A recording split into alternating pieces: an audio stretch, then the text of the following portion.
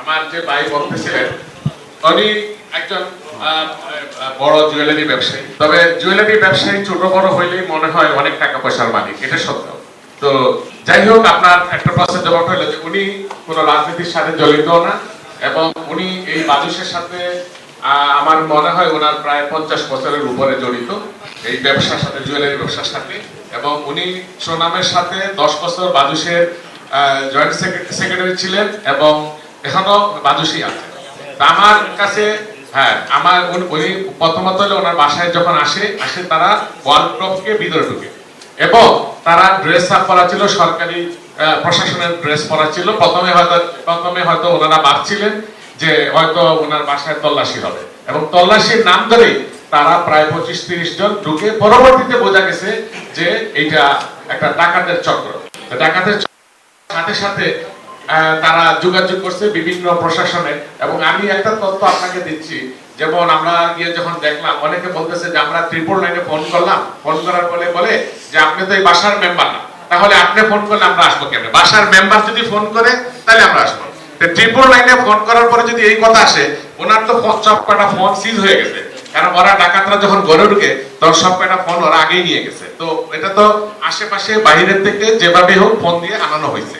তো যাই হোক, এই বিষয়টাও আরেকটু ক্লিয়ার হওয়া উচিত যে আশেপাশের থেকে ফোন আসলে 999 গেলে যেন আমরা সহযোগিতা পাই, কারণ যেই বাসায় ডাকাত ওই বাসাকে ফোন করে নিয়ে যায়, তো ওনারা তো আর এই তথ্য দিতে পারতেছে না। তো যাই হোক, তেমন কিছু ওনার ভয় নাই, উনি তো নিজে বলছে। আর আরেকটা বিষয়, 2 নম্বর প্রশ্নের উত্তর আমি দিচ্ছি। আমাদের বাজুসের ভিতরে আমাদের কোনো দ্বন্দ্ব নাই, আমরা বাজুস সুন্দরভাবে পরিচালনা করতেছি। ইতিমধ্যে আপনারা দেখছেন যে আপনারা সবাই আগে আমাদের বসুন্ধরা মার্কেটেই আমাদের অফিসটা ছিল, সেটা আমাদের প্রেসিডেন্ট জনাব সায়েন্স সুবান আনবি সাহেবের নেতৃত্বে ওই অফিসটা আমরা পরিচালনা করতাম।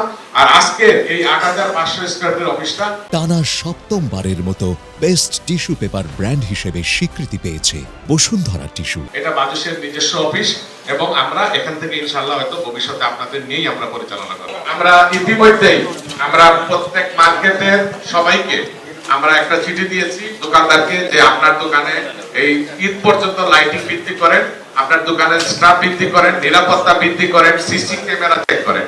এটা আমাদের একটা ইয়ে ছিল। আর বন্ধে, যেহেতু এইবার ঈদে একটু বড় বন্ধ যাবে, লম্বা ছুটি থাকবে, এই সময় চুরি ডাকাতি বেশি হয়। তো যাই হোক, আমরা তাদেরকে নির্দেশনা দেওয়া নিজস্ব মার্কেটের কমিটি সহ অথবা ব্যক্তিগত নিরাপত্তা জোরদার করে এই সময়কাল যেন পার করে। আর আমরা এর ভিতরে অবশ্যই আমরা প্রশাসনের সাথে আমাদের যোগাযোগ আছে, ওনাদেরও সহযোগিতা আমরা চাইছি। এবং অন্যান্য বছরের তুলনায় এবার মার্কেটে আমার মনে হচ্ছে প্রশাসনের দিকটা আমরা বেশি, ওনাদের কাছে বেশি আমরা সহযোগিতা পাইছি।